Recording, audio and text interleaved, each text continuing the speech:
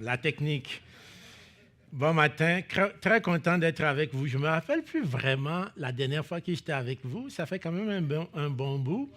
Ça fait 3-4 ans. La pandémie est passée par là, entre autres. Donc, mais c'est vraiment une joie, un honneur de pouvoir partager la parole à chaque fois que l'occasion nous est donnée de partager la parole. C'est pour moi un privilège. Et je pense toujours que je ne mérite pas de parler de Dieu. Parce que la parole de Dieu, elle est trop élevée pour que un simple individu sorti de nulle part ose prétendre de parler de la part de Dieu. Mais la grâce nous a été donnée de le faire et c'est avec humilité et avec joie que nous le faisons. J'aimerais introduire mon message ce matin, mon exposé ce matin, et ensuite on va prendre un temps pour prier.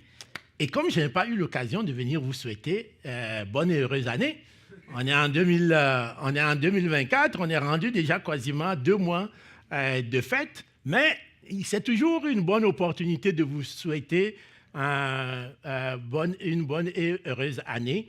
Et c'est à propos parce que mon texte aujourd'hui s'inspire des vœux. Donc c'est un vœu que je formule pour vous ce matin. Tout mon exposé ce matin est ma prière et mon vœu pour chacun de vous. Et probablement qu'en début d'année, chacun d'entre vous, vous avez souhaité vos meilleurs vœux aux gens qui vous sont proches, dans la famille, un peu partout, vos collègues de travail, de bureau, vous leur avez souhaité les meilleurs vœux.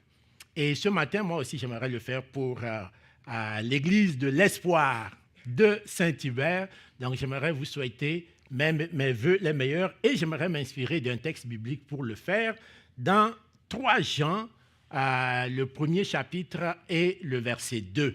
C'est un texte probablement que vous connaissez qui dit ceci: Bien-aimé, je souhaite que tu prospères à tous égards et sois en bonne santé comme prospère l'état de ton âme. C'est ma prière vraiment et mon vœu que je formule pour chacun de vous ce matin. Et quand vous avez certainement reçu les vœux en début d'année, certains parmi vous ont pensé que les vœux sont une sorte de formule magique ou de mantra qu'à force de répéter tout au long de l'année, ça finira par s'accomplir. Les gens vous ont souhaité plein de choses et vous avez peut-être pensé que ce sont des formules magiques qu'il suffit de répéter et à force de répéter, ça va finir par réaliser. J'ai une mauvaise nouvelle pour vous. Ceux qui vous ont souhaité certains vœux en début d'année, vous avez la chance que ça fait déjà 6 à 7 semaines que le début d'année est passé et vous vous rendez compte que ça ne fonctionne pas. Ce n'est pas une formule magique. Alors, qu'est-ce que ça prend? Et pourtant, les gens étaient sincères quand ils nous ont dit ça. Ils ne nous ont pas dit ça à la légère, ils étaient sincères, ils croyaient en ce qu'ils disaient. Je veux que tu sois en ceci, que tu prospères, que tu aies ceci, que tu aies cela. Donc c'est tellement qu'ils avaient de bonnes raisons. Alors pourquoi ça ne fonctionne pas? C'est parce que ce ne sont pas des formules magiques. Alors comment est-ce qu'on peut faire que ça fonctionne? J'ai un secret pour vous. Comment on va faire pour que ces vœux fonctionnent? Ces vœux fonctionnent en faisant quelque chose d'assez simple, c'est en prenant des résolutions. Il faut prendre des résolutions. Et c'est en marchant suivant les résolutions que vous avez prises que les vœux viennent progressivement à se réaliser. Et souvent, dans le top list des vœux que les gens vous ont souhaités, qu'est-ce qu'il y avait? Il y avait quoi? Dans la santé. La santé, c'est comme la première ligne écrite en chaque début d'année. Les gens vous souhaitent, on veut que vous soyez en bonne santé. Que vous soyez riche. Et il y a des gens qui ne veulent pas être riches dans la salle? Non, il n'y en a pas beaucoup. Donc, que vous prospériez dans votre travail, que vous ayez du succès, tout ça, on vous l'a souhaité en début d'année. Et ce matin, les vœux que je formule pour vous ne sont pas différents. Ils sont exactement, ça représente le texte qu'on a lu qui est encore à l'écran, on voit exactement la même liste de souhaits. L'apôtre Jean dit qu'il veut que nous prospérions à tous égards, que nous soyons en bonne santé. L'apôtre Jean nous parle de notre santé, de notre prospérité, pas seulement matérielle, mais aussi de notre prospérité spirituelle. Et c'est de cela que j'aimerais nous entretenir ce matin, notre prospérité spirituelle. Tout au long de mon exposé ce matin, je vais tenter de répondre à une seule question. Une seule question. Je vais tenter de trouver la réponse à cette question. Comment on fait ça? Comment on fait pour prospérer spirituellement? Pourquoi c'est tellement important de répondre à cette question? Parce que de la réponse à cette question dépendra toute autre prospérité dans notre vie, notre santé ou toute autre prospérité matérielle de notre vie dépendra de notre prospérité spirituelle, la santé de notre âme. Voilà pourquoi la réponse à cette question est cruciale. Mais je vous ai dit que les vœux, ça ne sert pas à grand-chose, n'est-ce pas? C'est comme ça que j'ai commencé mon affaire. Je vous ai dit que les vœux, ça ne sert pas à grand-chose, à moins que vous preniez des résolutions. Et effectivement, ce matin, c'est la résolution que l'apôtre Paul va nous inviter à prendre pour que notre âme prospère. Il y a une résolution. Si nous la prenons ce matin, notre âme va prospérer. Et si notre âme prospère, toutes les autres prospérités vont être au rendez-vous. Bien-aimés, l'apôtre Paul nous dit que nous devons prendre la résolution de devenir ce matin des marathoniens.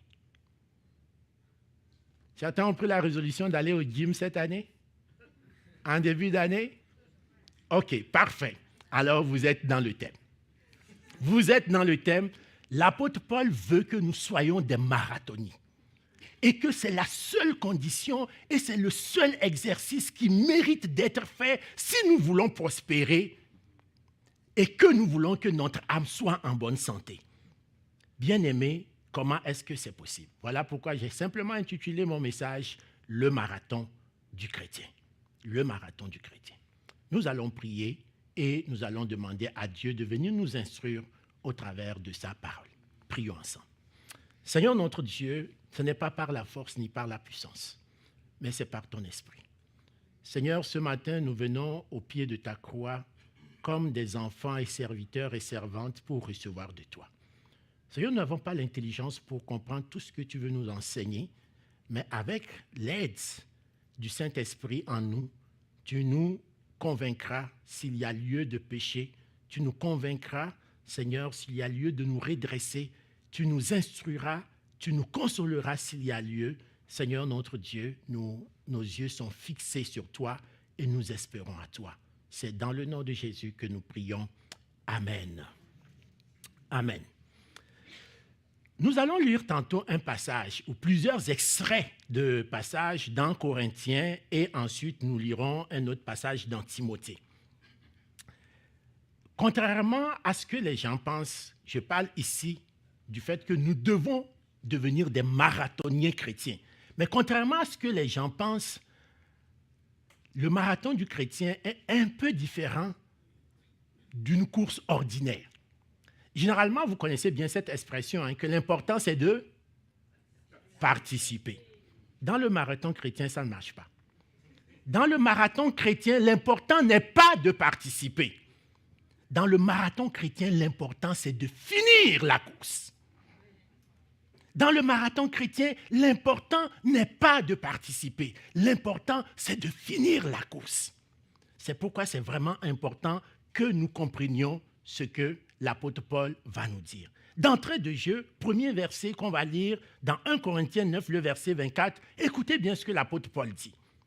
Il dit, « Ne savez-vous pas que ceux qui courent dans le stade courent tous, mais qu'un seul remporte le prix, courez de manière à le remporter. » Je le relis une deuxième fois. « Ne savez-vous pas que ceux qui courent dans le stade courent tous, mais qu'un seul remporte le prix, courez de manière à le remporter. » Ainsi, le marathon chrétien se différencie d'un marathon humain, de ce sens que dans un stade, il y a plusieurs coureurs.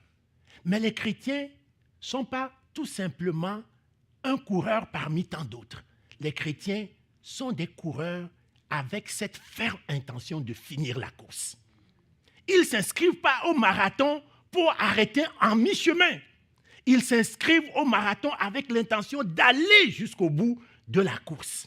Il faut aller jusqu'au bout. Mais vous êtes d'accord avec moi, si vous avez déjà participé à une course de 5 km ou de 1 km, vous savez que ce n'est pas tout le monde qui arrive, n'est-ce pas? Vous savez que tout le monde n'arrive pas. Ce qui veut dire que si vous voulez vous inscrire dans le marathon chrétien, vous devez avoir cet état d'esprit que vous ne vous inscrivez pas pour abandonner, pour finir, pour arrêter en milieu de chemin. Vous devez vous inscrire pour aller jusqu'au bout de votre course. Voilà comment je vais résumer l'exposé de ce matin. Le chrétien est comme un marathonnier. Il puise son énergie dans la parole de Christ, propulsé par la vérité divine. Face aux obstacles, il oppose la foi, franchit la ligne d'arrivée en alliant prière et persévérance à la fois. Donc, le chrétien est comme un marathonnier. C'est comme un marathonnier, il court et il puise son énergie dans la parole de Christ, propulsé par la vérité divine. Face aux obstacles, il oppose la foi, franchit la ligne d'arrivée en alignant prière et persévérance à la fois. Je vais structurer mon exposé en 3 petites parties. Première partie, c'est simplement la ligne de départ. Pour participer au marathon, il faut s'inscrire. Il faut s'inscrire. Si vous n'êtes pas inscrit, vous ne pouvez pas participer. C'est pas, si vous voyez des gens courir ici, sur la rue, vous ne pouvez pas vous mêler, vous mettre à courir, vous dites, moi, je participe au marathon. On est tous d'accord. Donc, il faut s'inscrire. Donc, la première partie qu'on va voir, c'est s'inscrire. Il faut s'inscrire au marathon chrétien. Ensuite vient la course proprement dite. Il va arriver un moment où, si vous êtes inscrit en bonne et due forme, il va falloir aller véritablement pour de vrai courir. Donc, la course proprement dite. Et cette course se fait au milieu d'une foule de témoins. Et parfois, il y a des obstacles et la fatigue qu'il faut surmonter pour arriver jusqu'à la fin. Et mon dernier point, ça va être de franchir enfin la ligne d'arrivée. Voici comment va être structuré mon exposé. Première partie, la ligne de départ. L'inscription est obligatoire. L'inscription est obligatoire. L'étape la plus importante pour participer à une course, à n'importe quelle course d'ailleurs, et à une course de marathon, c'est de s'inscrire. Si vous n'êtes pas inscrit, même si vous êtes le plus grand marathonien ou la plus grande marathonienne au monde, votre course aura été vaine. Parce que vous n'êtes pas inscrit. Vous ne pouvez pas participer à la course. Donc, la première chose qu'il faut faire, bien aimé, c'est d'avoir votre billet de participation. Il faut s'inscrire, il faut avoir votre billet de participation. Et quand vous vous inscrivez, assurez-vous que vous êtes inscrit auprès des vrais organisateurs. Parce que si vous vous êtes inscrit ailleurs qu'auprès des organisateurs, il se peut que ce n'est pas la bonne course que vous êtes inscrit. Donc, participez en vous inscrivant. Et le marathon chrétien est organisé par 3 personnes, le Père, le Fils et le Saint-Esprit. C'est le trio de choc qui a organisé le marathon du chrétien. Et c'est auprès de ces organisateurs qu'il faut s'inscrire. Et quand vous inscrivez, vous recevez un NIP, un numéro d'identification personnelle. C'est un NIP. S'il vous plaît, photo à l'appui. Photo à l'appui. Vous recevez un numéro d'identification personnelle. Et la Bible le dit clairement. Il faut suivre une certaine procédure pour s'inscrire. On ne s'invente pas une inscription, on suit une certaine procédure pour s'inscrire. Et la Bible nous dit, dans Romains 10, les versets 9 à 11, voici ce que la parole de Dieu nous dit. Si tu confesses de ta bouche le Seigneur Jésus-Christ, si tu crois dans ton cœur que Dieu l'a ressuscité des morts, tu seras sauvé. Car c'est en croyant du cœur qu'on parvient à la justice et c'est en confessant de la bouche qu'on parvient au salut, selon ce que dit l'Écriture, quiconque croit en lui ne sera pas confus. Bien-aimés, j'ai 2 bonnes nouvelles pour vous ce matin. Ou plutôt une bonne nouvelle et une mauvaise nouvelle pour vous, selon ce que vous auriez fait de la première bonne nouvelle. Voici la première bonne nouvelle. C'est qu'il n'y a pas de date limite d'inscription. Il n'y a pas de lieu spécial pour l'inscription. Il n'y a pas un bureau d'inscription spécial. Ce n'est ni à Jérusalem, ni sur la montagne de Samarie. Vous pouvez vous inscrire à ce marathon ici et maintenant. En tout lieu, sans date limite d'inscription. C'est la première bonne nouvelle. Bien effet, tout le monde peut participer. Il n'y a pas de préalable. Il n'y a pas de préalable. Il ne faut pas avoir fait 150 heures de gym pour être admissible au marathon. Non, il n'y a pas de préalable, il n'y a pas d'exigence particulière. Vous voulez vous inscrire au marathon, vous êtes les bienvenus, jeunes et vieux, hommes et femmes, de tout âge, de toute couleur, de toute nation, de tout peuple. Tout le monde peut s'inscrire. C'est ça le marathon. Voici la première. Si vous ne faites pas cette inscription, bien-aimé, votre course aura été vaine. Si tu ne confesses pas de ta bouche le Seigneur Jésus-Christ, si tu ne crois pas dans ton cœur que Dieu l'a ressuscité des morts, tu ne seras pas sauvé. Je ne peux pas vous le dire autrement. Je ne peux pas vous le dire autrement. J'aimerais pouvoir peut-être changer quelques petits mots dedans pour que ça soit agréable à entendre. Mais je n'ai pas ce pouvoir. Ça, c'est la première bonne nouvelle. Maintenant, j'ai une deuxième bonne nouvelle. Plutôt, j'ai une mauvaise nouvelle pour vous, selon ce que vous auriez fait de cette première bonne nouvelle que je vous ai donnée. Si, selon vous, c'est une deuxième bonne nouvelle, cela veut dire que vous avez bien compris la première. Mais si vous n'avez pas compris la première, la deuxième n'est pas une si bonne nouvelle. En réalité, la clé pour comprendre ce texte se trouve dans le verset 11. Généralement, on cite beaucoup ce texte. Dans les églises, on cite beaucoup ce texte. Généralement, on néglige le verset 11. Quiconque croit en lui ne sera pas confus. C'est ça la réalité. Il y a certains qui vont être confus. Il y a certains qui vont être confus parce qu'ils ont obtenu leur billet de participation de façon frauduleuse. Ils ne se sont pas inscrits auprès des bonnes personnes. Ils ne sont pas allés consulter le trio de chefs, le Père, le Fils et le Saint-Esprit pour leur inscription. Il faut que vous ayez le NIP avec photo, mais surtout que sur votre NIP, qu'il y ait le sceau des organisateurs de la course, du marathon chrétien.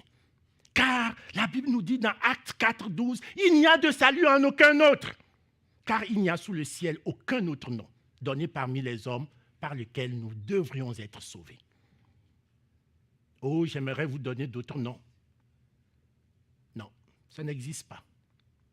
Car il n'y a sous le ciel aucun autre nom par lequel nous devrions être sauvés. Est-ce que vous avez le bon NIP? Est-ce que vous avez le sceau du Saint-Esprit? La seule personne habilitée à vous donner ce NIP, ce sceau, c'est Jésus-Christ. Et ce sceau, c'est le sceau du Saint-Esprit avec l'autorisation du Père. Et c'est Jésus-Christ qui est le seul médiateur entre Dieu et les hommes. Jésus-Christ, homme. C'est ce que la Bible affirme, bien-aimés. C'est ce que la parole de Dieu dit. Est-ce que vous avez le bon? Maintenant, je vais faire l'hypothèse que vous avez le bon. OK? Vous avez le bon. Donc, les deux sont les bonnes nouvelles. Alors, on va aller dans la vraie course. On va courir pour de vrai. Maintenant, vous êtes inscrits en bonne et due forme et vous êtes prêts à participer à la course. Hommes et femmes, jeunes et vieux, tout le monde peut participer. Donc, vous êtes sur la ligne de départ. C'est aujourd'hui que ça se passe. Vous êtes sur la ligne de départ et autour, il y a beaucoup de spectateurs. Une foule impressionnante de témoins qui sont venus assister. Même Satan s'est invité. Satan et toute sa cohorte s'est invité au spectacle. En fait, ils sont là pour jouer au Tourbillfex, mais ils sont là quand même. Ils sont là, tout le monde est là et la partie est prête de commencer. Vous êtes sur la ligne de départ. Top chrono, c'est parti. Première chose que vous devez faire, c'est de bien comprendre et connaître les règles de la course. C'est ça la chose la plus importante. Vous ne pouvez pas courir comme bon vous semble. Vous devez courir en respectant des règles. Il ne s'agit pas simplement d'en citer 10. Les 10 commandements. Ce n'est pas ça. Comprendre et connaître les règles de la course, c'est un art de vie. C'est une posture mentale. Les règles de la course doivent être intégrées dans votre vie. Vous ne pouvez pas avoir le prix de la victoire si vous n'avez pas combattu suivant les règles. Si vous n'avez pas suivi les règles de la course, pour le chrétien, les règles sont regroupées dans un document officiel qui s'appelle le livre. C'est ça le sens étymologique du mot Bible, le livre. Toutes les règles de la course sont inscrites dans ce fameux document, la Bible. Elle contient tout ce dont vous avez besoin pour participer de façon honnête et précise à la course. C'est ce que l'apôtre Paul transmettait à son fils dans la foi, Timothée. Voici ce que l'apôtre Paul écrit à Timothée dans 2 Timothée 2, les versets 2 à 7. Je vous le lis. Là, l'apôtre Paul dit: « Et ce que tu as entendu de moi en présence de beaucoup de témoins, confie-le à des hommes fidèles qui soient capables de l'enseigner aussi à d'autres. Souffre avec moi comme un bon soldat de Jésus-Christ. Il n'est de soldat qui s'embarrasse des affaires de la vie s'il veut plaire à celui qui l'a enrôlé. Et l'athlète n'est pas couronné s'il n'a pas combattu suivant les règles. Le laboureur qui peine doit être le premier à recueillir les fruits. Comprends ce que je dis, car le Seigneur te donnera de l'intelligence en toutes ces choses. » Bien-aimés, désormais, tout votre style de vie doit être vraiment modelé par les règles de cette course-là. Même vos amis doivent constater que quelque chose a changé. Si vous participez au marathon chrétien et que vos amis ne constatent rien, il y a quelque chose qui ne va pas. Même vos amis doivent constater que quelque chose a changé, tant votre allure ressemble à l'allure d'un vrai marathonien. Je ne sais pas si vous avez déjà vu les Kenyans. Les Kenyans, dans un marathon, c'est quelque chose. Il est devant, vous savez que c'est lui qui va remporter la course. Il n'y a rien à faire. C'est-à-dire que tous les autres, c'est comme, bon, OK, il faut des amis pour courir avec, mais on sait comment l'histoire va finir. Parce qu'il a l'allure d'un marathonien. Quand vous le voyez, il a l'allure d'un marathonien. Il vit. Ce n'est pas juste un jour qu'on le... Non, il a l'allure. Votre fréquence respiratoire va s'observer littéralement par le souffle qui sort de votre bouche. Des paroles assaisonnées de sel et de douceur. Bien-aimés, même vos foulées, vos pas, le rythme de vos pas que représentent vos actions sont rythmés par votre compréhension des règles de cette course-là. Votre posture mentale, tout doit changer. Cette nouvelle posture mentale, elle se traduit dans la parole, elle se traduit dans vos actions. Et elle vient éclairer quoi? Votre chemin. Elle éclaire le chemin de la course. C'est ce que le psalmiste nous dit dans le psaume 119. Ta parole est quoi? Une lampe à mes pieds, une lumière sur mon sentier. Ta parole est une lampe à mes pieds, parce que c'est sa parole qui nous éclaire, qui nous guide, qui trace le chemin. Vous avez essayé de faire un marathon la nuit? Sans lumière? OK. Ça serait bien de participer à ça. Parce que les chutes, on va les compter, on va les ramasser à l'appel. Ta parole est une lampe à mes pieds et une lumière sur mon sentier. Bien-aimé, la course du chrétien, le marathon du chrétien, est une course individuelle, mais c'est aussi une course collective et publique. C'est une course collective et publique.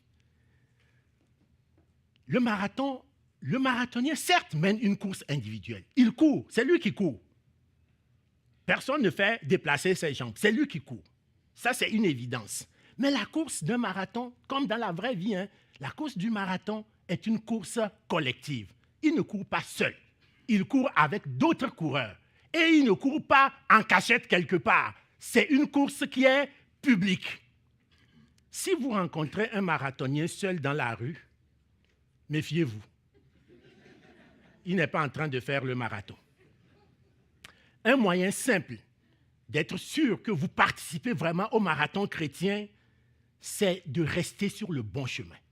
Si vous restez sur le bon chemin, vous êtes sûr que vous participez. Mais comment on fait pour rester sur le bon chemin? C'est difficile de savoir est-ce que c'est vraiment le bon chemin.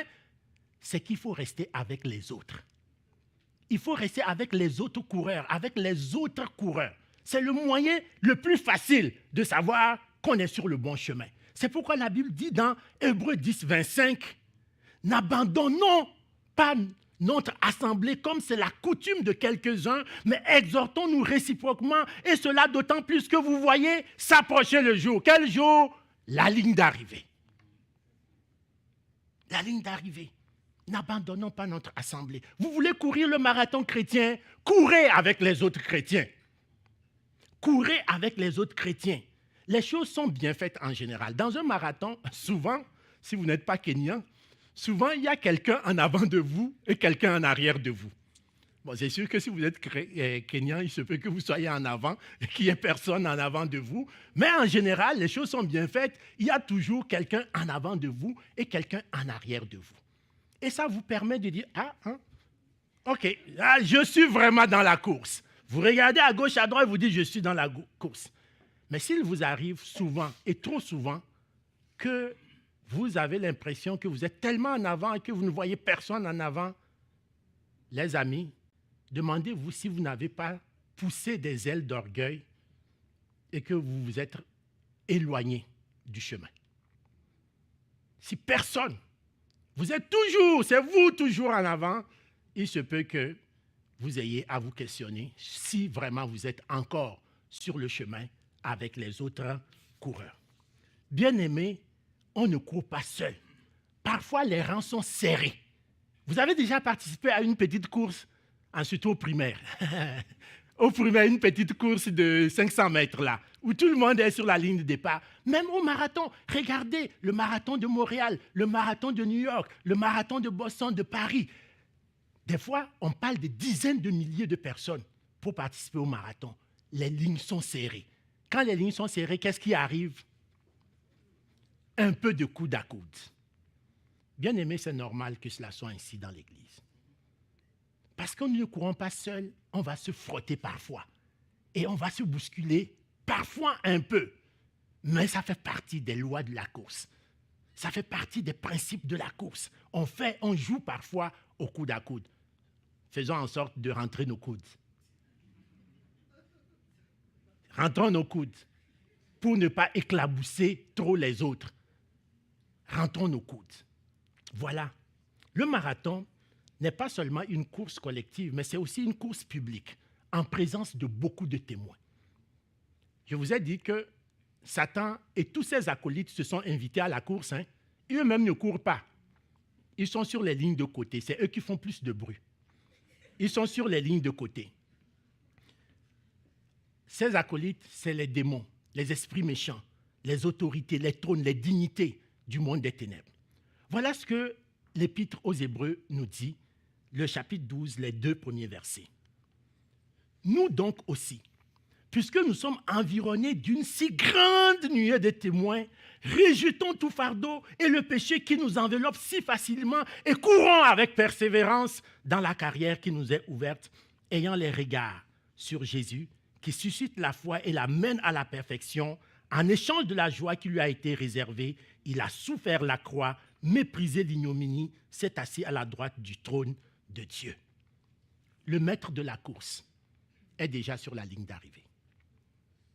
L'organisateur principal de la course est déjà sur la ligne d'arrivée. Il se tient sur la ligne. Même si le chemin pour nous est encore loin, nous pouvons le percevoir sur la ligne d'arrivée et garder nos yeux fixés vraiment constamment sur Jésus-Christ. Il est l'étoile du matin. Il est l'étoile polaire qui va nous conduire même si nous faisons notre course au beau milieu de la nuit, nous serons éclairés parce que lui, il est plus qu'une lumière éclatante. Bien-aimés, il faut rester concentré parce qu'il y a beaucoup d'obstacles sur le chemin du marathon du chrétien. Comment surmonter les obstacles? S'il y a des obstacles, comment les surmonter? La première chose, c'est être discipliné et parfois faire preuve de privation. Surmonter les obstacles, bien-aimés, ce n'est pas une mince affaire. C'est quelque chose de compliqué. La discipline, les privations de toutes sortes, ce n'est pas quelque chose de facile. Le parcours est exigeant et parfois même plus exigeant que vous l'avez imaginé quand vous vous êtes inscrit. Il y a des gens qui sont inscrits depuis 30 ans. Il y en a qui sont inscrits il y a une semaine. Il y en a qui sont inscrits ce matin. Et vous avez peut-être une idée de comment va se dérouler la course. Et il s'avère que la course, peut-être parfois, vous allez faire face à des vents violents, à des vents contraires. Certains, c'est depuis le début de leur conversion qu'ils font face à ces vents violents, à la persécution qui va essayer de freiner votre élan. Si vous passez au travers, ne pensez pas que c'est fini, parce que tant et aussi longtemps que vous n'avez pas traversé votre ligne d'arrivée, il y a possibilité de rencontrer des obstacles. Bien-aimés, il ne faut pas faire la politique de l'autruche. Vous savez, c'est quoi la politique de l'autruche, n'est-ce pas? C'est-à-dire, vous faites comme si les problèmes, les obstacles n'existent pas. Vous les ignorez.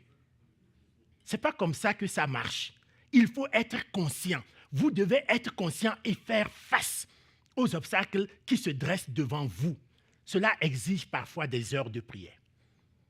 Cela exige parfois une certaine privation, peut-être même des jeûnes, des veillées de prière, que sais-je. L'apôtre Paul était très, très conscient des obstacles qu'il devrait affronter. Et voilà de quelle manière l'apôtre Paul l'exprime avec tremblement. Et ce matin, je vous l'exprime aussi avec ce tremblement. 1 Corinthiens 9, versets 24 à 27.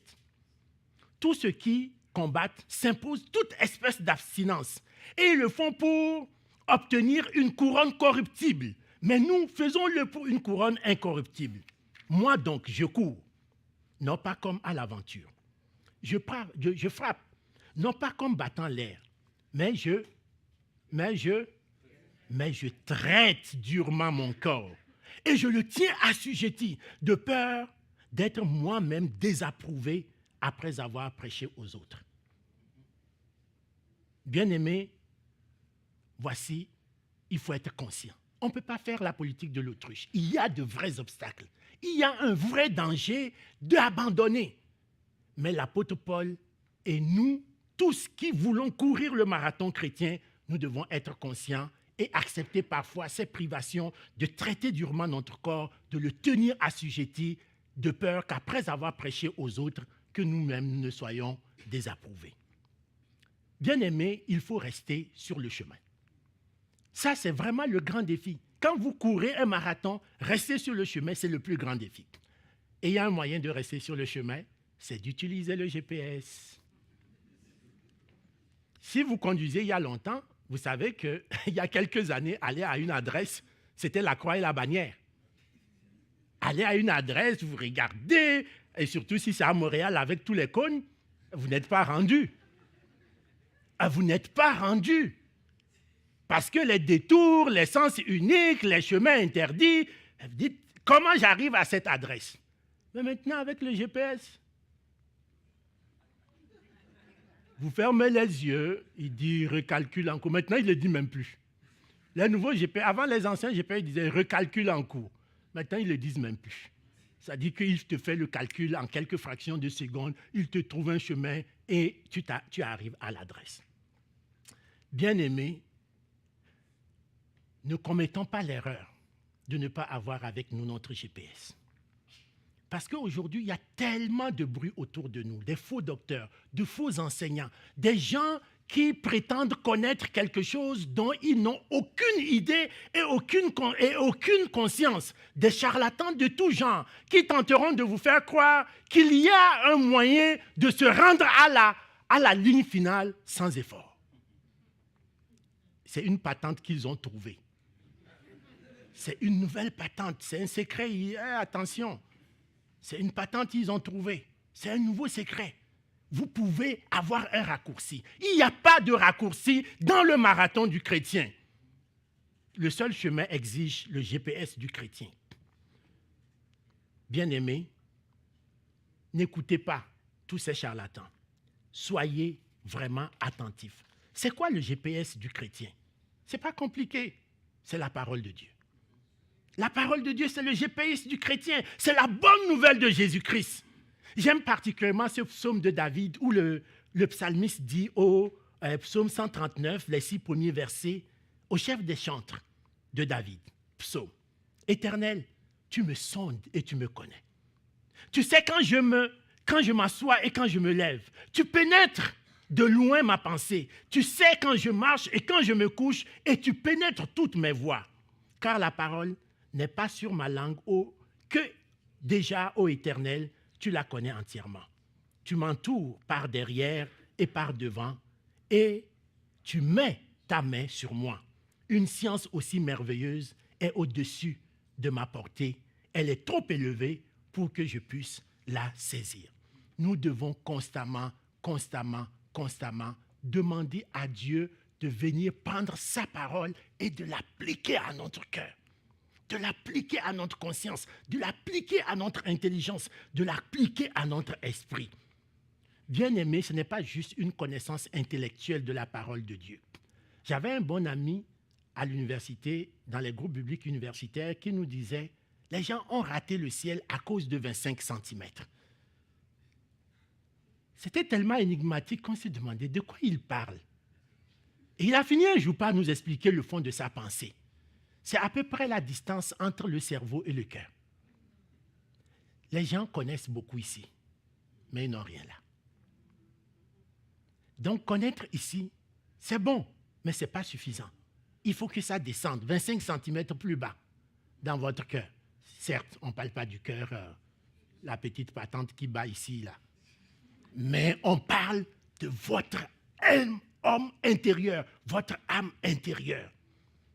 Et il faut être vigilant que la parole s'applique à notre cœur à tout moment. Et le roi David était tellement conscient de cette vérité qu'il priait instamment que Dieu vienne prendre sa parole et l'appliquer à son cœur. Voici ce qu'il dit dans le même psaume qu'on a lu, les versets 23 et 24. « Sonde-moi, ô Dieu, et connais mon cœur. Éprouve-moi et connais mes pensées. Regarde, si je suis sur une mauvaise voie, et conduis-moi sur la voie de l'éternité. Regarde si je ne suis plus sur le chemin du marathon. Regarde, sonde mon cœur. Regarde si je ne suis plus sur le chemin du marathon. Viens et ramène-moi sur le chemin du marathon. » Seigneur, c'est ma prière pour moi-même. C'est ma prière pour chacun d'entre vous. Seigneur, sonde-moi et connais mon cœur. Éprouve-moi et connais mes pensées. Regarde si je suis sur une mauvaise voie et conduis-moi sur la voie de l'éternité. Si vous avez résisté jusqu'à présent, vous êtes presque sur la ligne d'arrivée.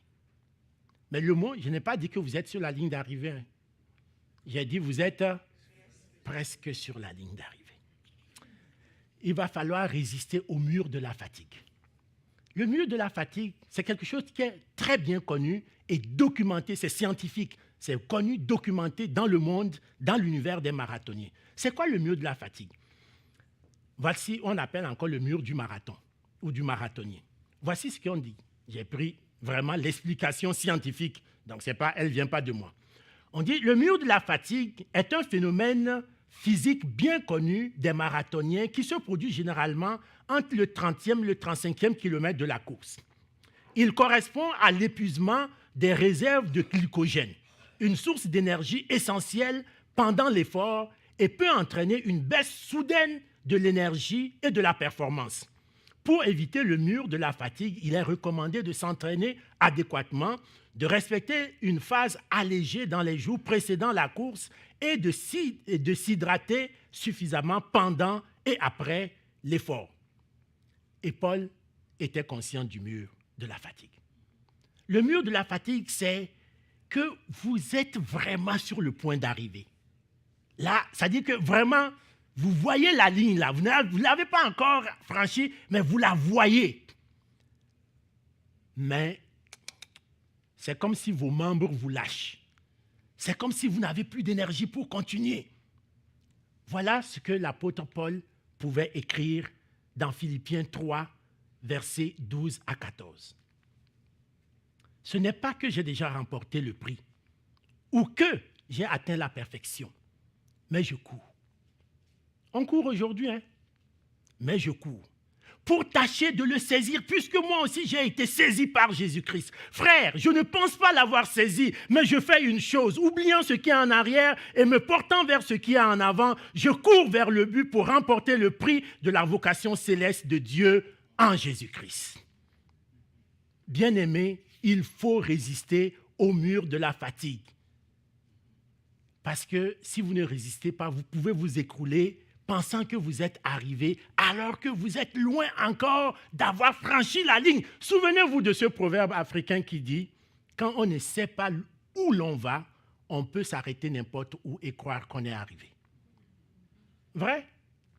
Si vous ne savez pas où vous allez, vous pouvez vous arrêter n'importe où et penser que vous êtes arrivé. Parce que vous ne savez pas où vous allez. Mais nous savons où nous allons. Nous savons où nous allons. Jésus a dit, je m'en vais vers le Père, vous préparez une place. Et je reviendrai vous prendre avec moi, afin que là où je suis, vous y soyez aussi. Moi, je sais là où je m'en vais. Je sais où me mène ma course. Donc, je ne peux pas m'arrêter n'importe où et croire que je suis arrivé. C'est impossible. Bien-aimés, nous devons nous efforcer de continuer la course. Les effets de la fatigue peuvent être dévastateurs, surtout si ça fait longtemps que vous avez donné votre vie au Seigneur. Vous pouvez trébucher alors que vous êtes vraiment au bord d'arriver. Vous êtes sur le point d'arriver, mais votre corps vous lâche. Et j'aimerais vous partager tout simplement une petite vidéo et je vous laisse vous-même commenter.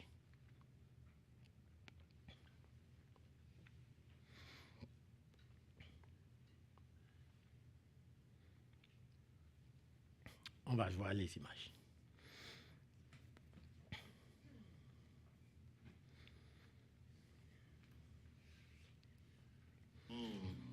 He cannot go again. He cannot go again. He can roll to the finish. Legs are giving up. Now he can barely cross the finish line. I think the medics should just go there. Should rush quickly to his aid.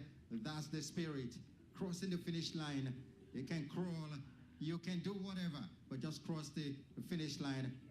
And what spirit? Sportsmanship to the highest order. And now, this is lovely. Wonderful. This is what sports should be all about. This is what sports should be all about. Trying to be your. Keep Kemoy. That's the civil chaperone, I think. Keep Kemoy. That's chaperone. Carry him. Now the medics should just go, of course, and help out. They should please just rush there. They should just rush there. It's chaperone. Sans commentaire.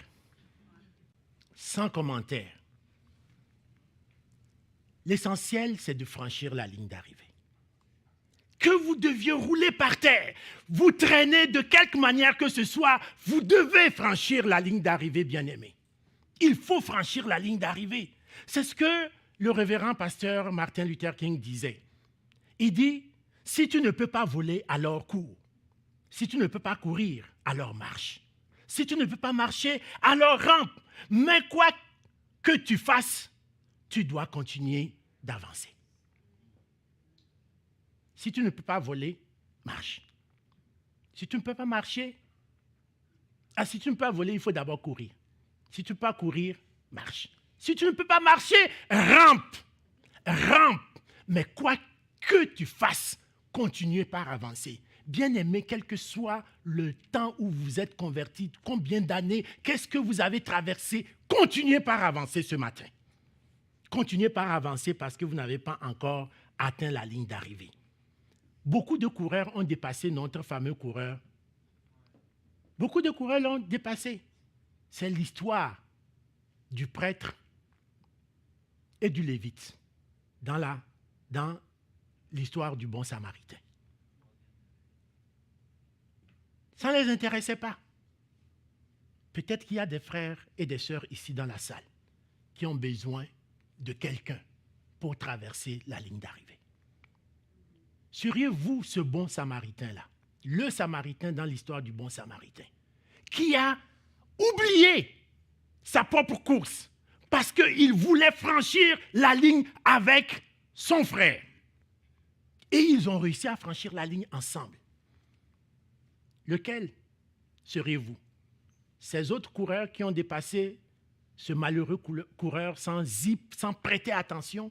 Ou seriez-vous ce dernier coureur-là qui a pris de son temps, de son énergie, de sa force et même de sa position potentielle dans la course pour aider ce dernier? Franchir la ligne d'arrivée, c'est à vous de choisir quel coureur vous voulez être. Bien-aimés, si vous arrivez jusque-là et vous franchissez la ligne d'arrivée, j'ai une très bonne nouvelle pour vous. Pour finir, c'est que c'est la joie. C'est la joie, c'est le couronnement. Sur la ligne d'arrivée, les organisateurs sont déjà là. Jésus-Christ en tête. Jésus-Christ en tête. Lui-même a déjà fait la même course. Vous vous rappelez? Il a fait la même course. Il était homme, un simple homme. Il a couru la même course. Il a été dans le même marathon.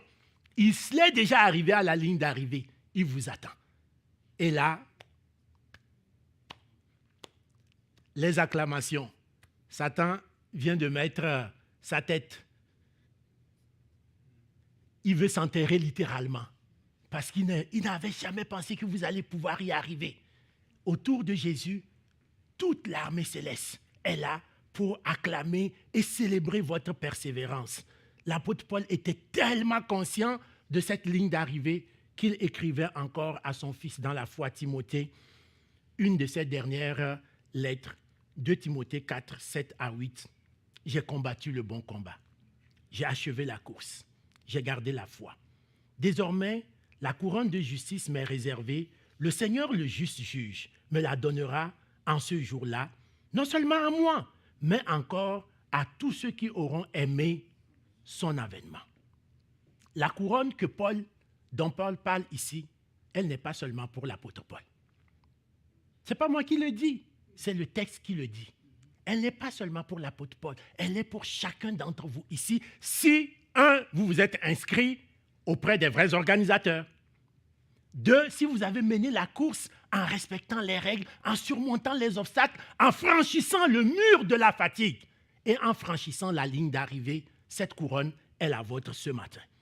Bien-aimés, puissions-nous nous retrouver ensemble un jour sur la vraie ligne d'arrivée et célébrer ensemble avec notre Maître cette victoire après une si longue et éreintante course, la course du chrétien. J'aimerais finir simplement en vous partageant un petit poème que j'ai écrit, un peu pour résumer ce que je vous ai partagé ce matin. Le chrétien est comme un marathonien. Il puise son énergie dans la parole de Christ propulsée par la vérité divine. Face aux obstacles, il oppose la foi et franchit la ligne d'arrivée en alliant prière et persévérance à la fois. La course est longue et difficile, mais le chrétien sait qu'il n'est pas seul. Il a la force du Dieu de victoire à ses côtés et sa foi en Christ pour le guider. Il court avec endurance et détermination, s'appuyant sur la parole de Dieu pour sa motivation. Il sait que la récompense est grande et que son Seigneur l'attend à la fin de la course. Prions le Seigneur. Seigneur notre Dieu, c'est définitivement pas par la force ni par la puissance, mais c'est par ton esprit. Seigneur, il nous est impossible de courir par nous-mêmes, à moins que nous puissions puiser notre force et nos instructions dans ta parole et notre force dans ta présence avec nous, dans la présence de ton esprit dans nos vies.